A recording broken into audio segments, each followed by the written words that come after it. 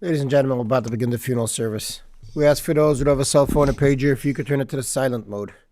Officiating today is Cantor Elizabeth Batsara.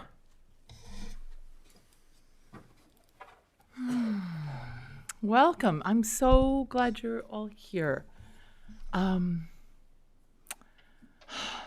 It is, I don't know how to put it best. There is something really, it is really a gift to me when families really open up and share with me. And you all have already been a blessing that I've experienced. We're going to start, those of you who are wearing a Kriya ribbon, we're going to start by tearing this ribbon. This, it's placed over the heart to acknowledge that something has been torn from you. These should tear by grasping the edges of it.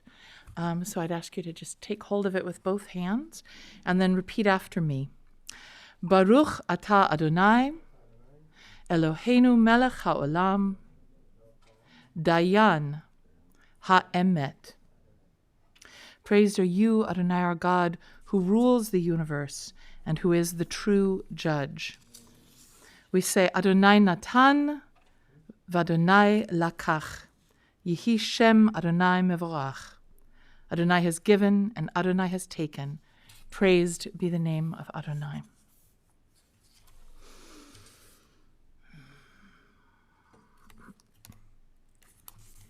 And just while I'm singing, I think, are we good enough distance? Okay, thank you.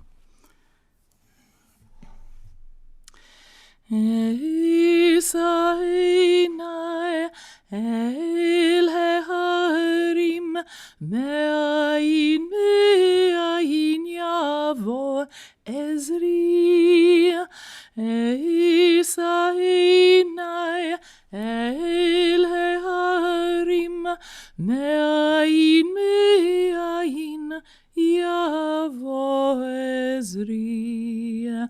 Ezri me'im Adonai oseh shamayim va'aretz. Ezri me'im Adonai oseh shamayim va'aretz.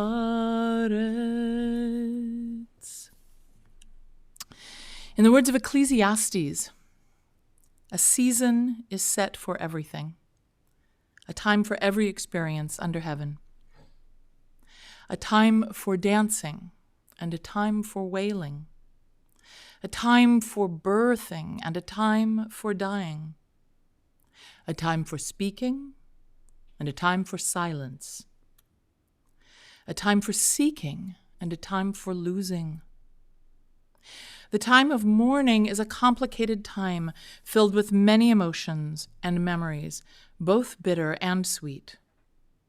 We begin our service with the recitation of psalms and prayers, thus linking Ellyn's life with the 3,000-year-old tradition of the people Israel and the eternity of God. I am going to recite Psalm 23. There's a translation in your pamphlet if you have it, or you can just be present.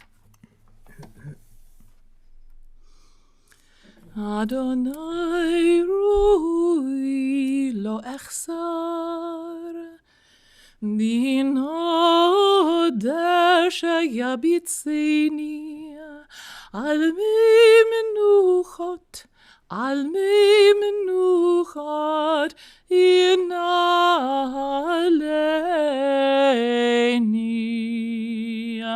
Nafshi shuviv yeshovev, yanchini v'magele tzedek, ינחני ומגלה צדק למען שמו.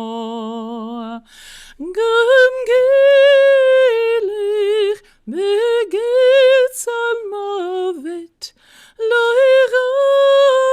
הרג, אתה עמדי שבטך ומשענתך עמו ינחמוני. תערוך לפני שולחן נגד צוררי, דישנת ושמן ראשי, כוסי ריביה. אך טוב החסד ידפוני, כימי חיי, כימי חיי, ושבתי בבית אדוני לאורך ימים.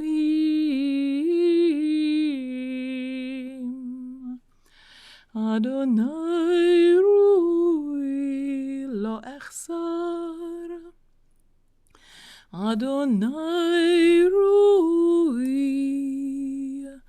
לא אחסר.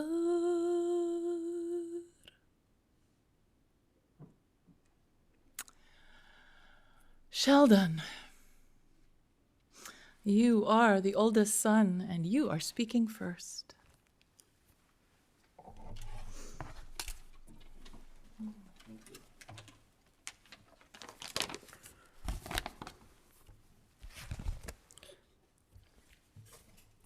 As I thought about what to say about my mother today, I thought the best way to honor her was to think about what she cherished and valued that helped shape the man I am today. The thing that she valued the most in her life was family.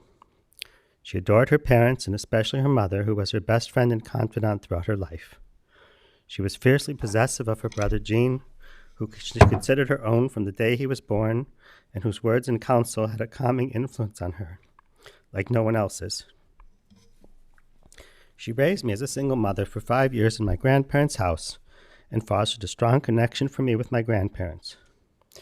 When Randy and Lauren were born, she enthusiastically took on the challenge of raising twins and worked hard at promoting both their strong connection and their individual distinctiveness.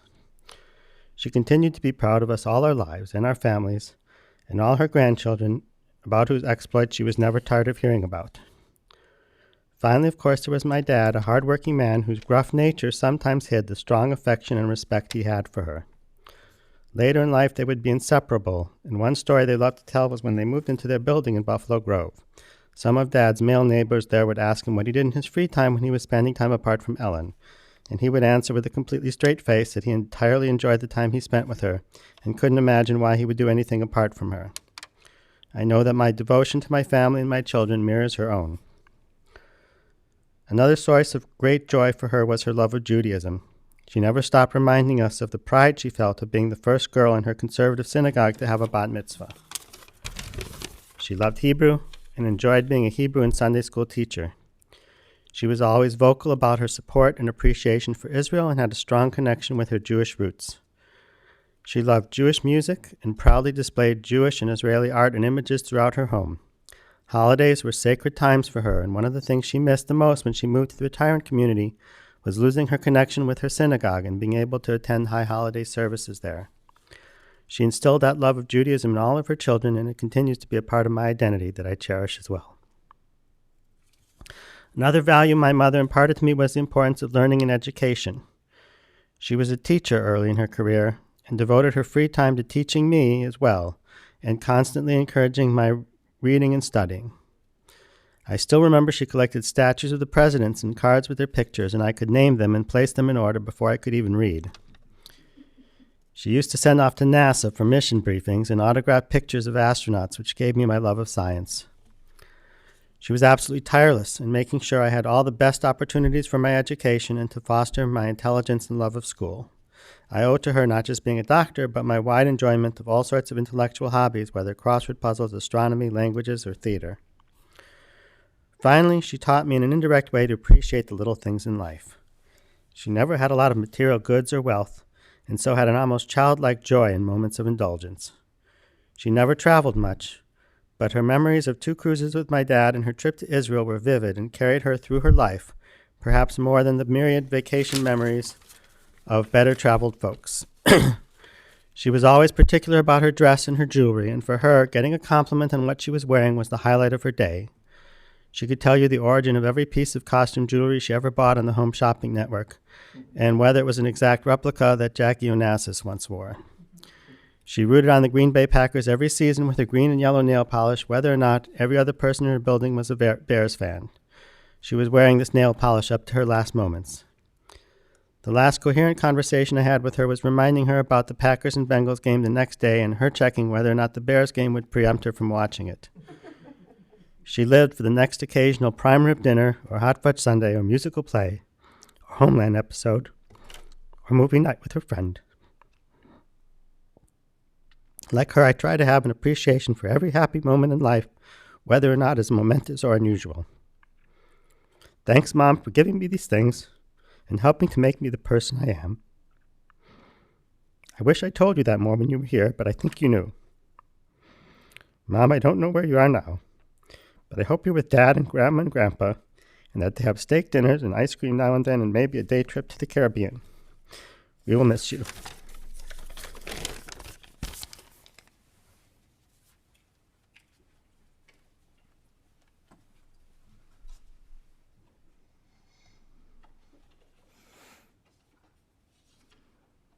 Thank you so much, Sheldon. Anat, we would love to hear from you.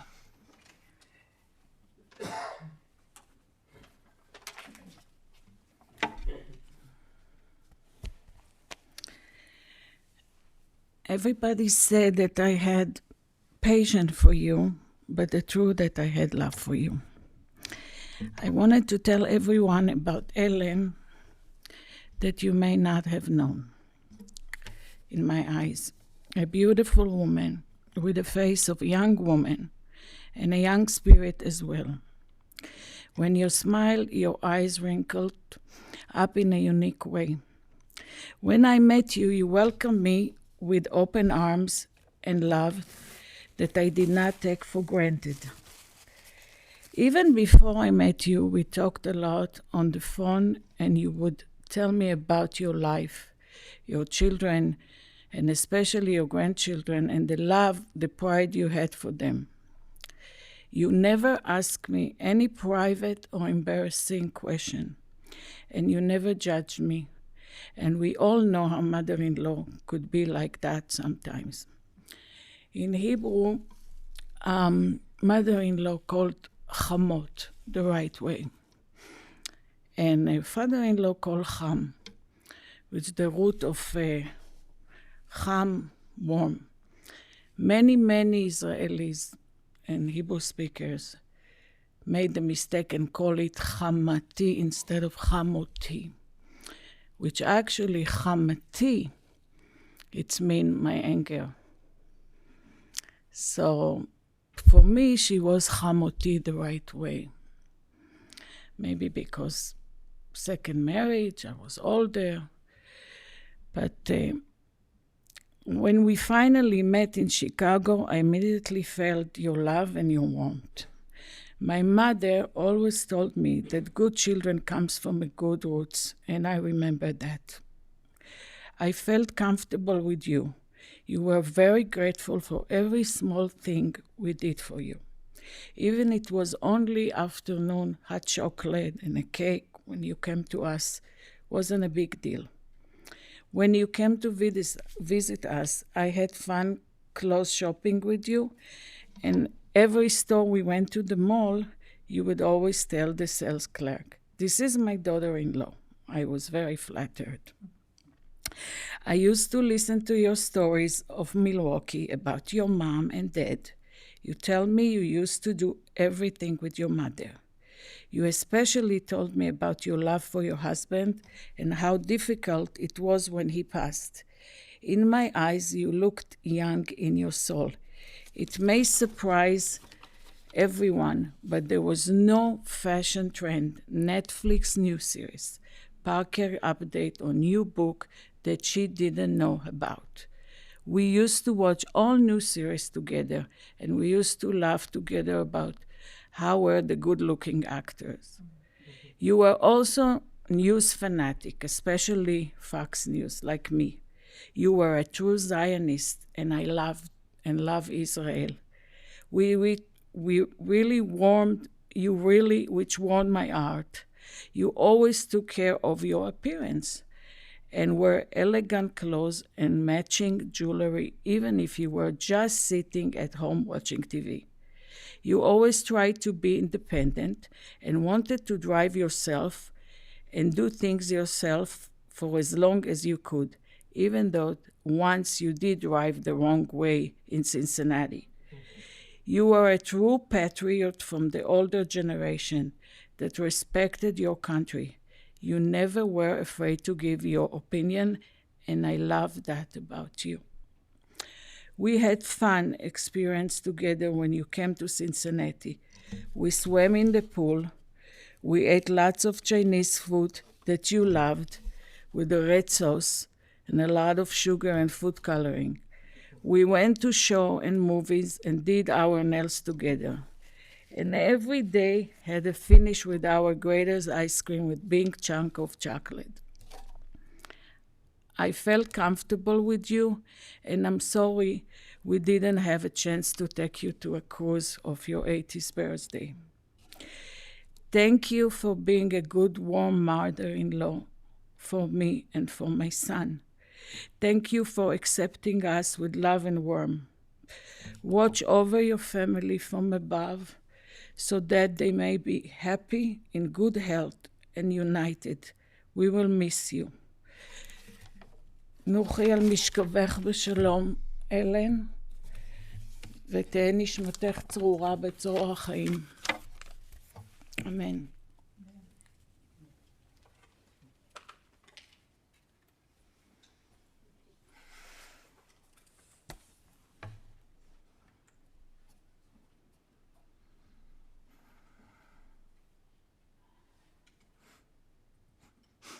Thank you so much, Anat. Jean, who just turned 80, you are the baby brother. Thank you so much for coming up here and sharing with us. Dear Ellyn, how difficult it is to say goodbye to you, my sister, after so many years. You and I were blessed to have two parents who never stopped working hard to provide for us, for our education, and for our well-being. Your own life had been one of multiple struggles to maintain a balance between losses, separations, and disappointments, always with the hope that you might find the link with everyone in the family which would bring you joy. My sadness is that this joy never seemed to be attained. I wanted to bring some comfort to you these past months, but it seemed that I was unsuccessful. Perhaps now you will be able to rest from this effort alone.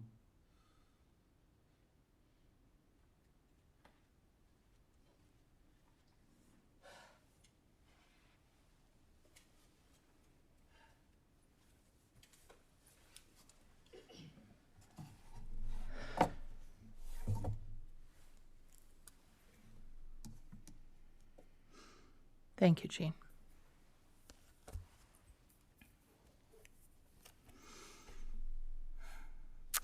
Ellyn was,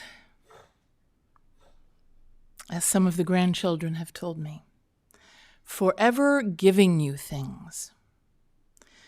Sometimes the things were Mary Poppins umbrellas, which opened backwards and provided no protection from the rain, but always they expressed her deep desire to be truly close and connected with her family. Today we are accompanying her as she begins her next journey. Today you all begin the journey of learning the lessons that her life taught you. Maybe you'll take her attention to detail, whether it was the green and yellow nail polish or the activities of the swans outside her window.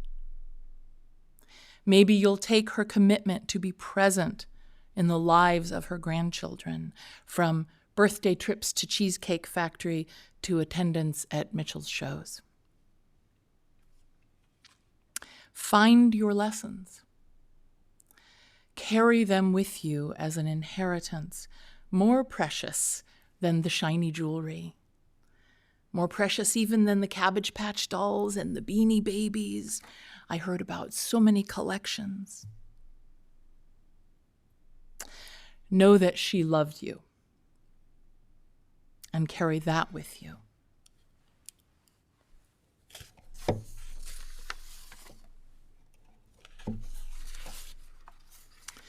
This is my prayer to you, my God.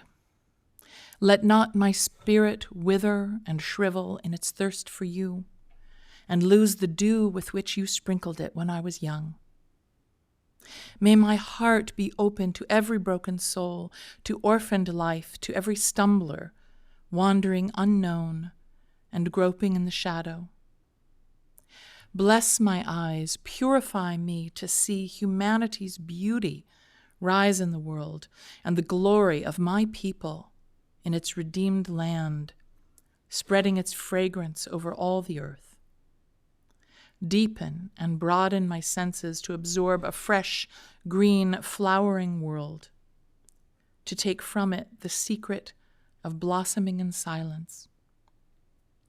Grant strength to yield fine fruits, quintessence of my life, steeped in my very being, without expectation of reward. And when my time comes, let me slip into the night, demanding nothing, God, of humanity or of you.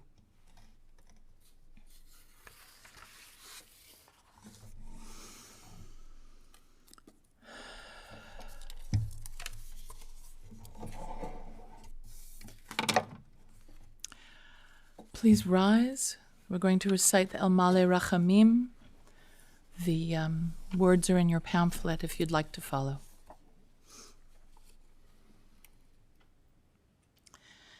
El Male Rachamim, Shochen Bamromim, Hametzim Menucha Nechona, תחת כנפי השכינה,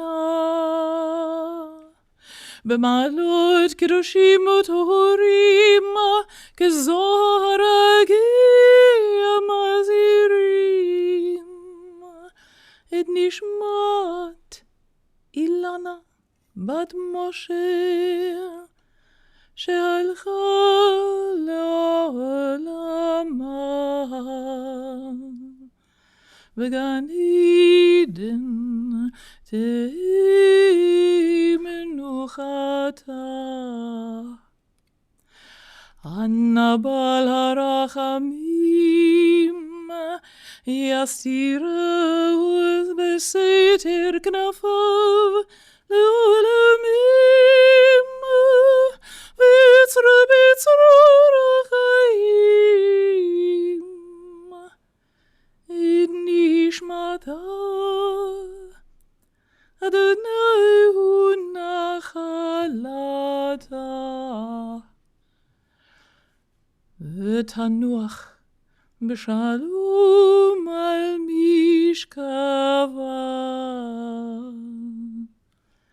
ונאמר אמן.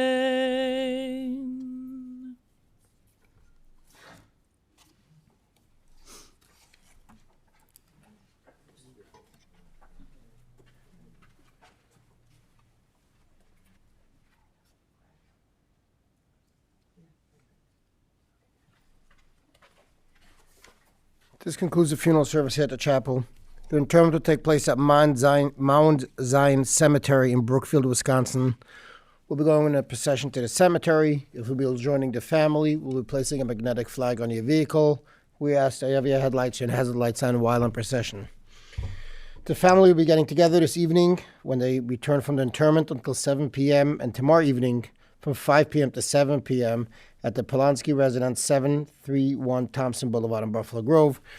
That information is on the service folder that you received when you arrived. If you're watching on Zoom, that information is on our website. If we can have all the grandchildren come forward and act as pallbearers.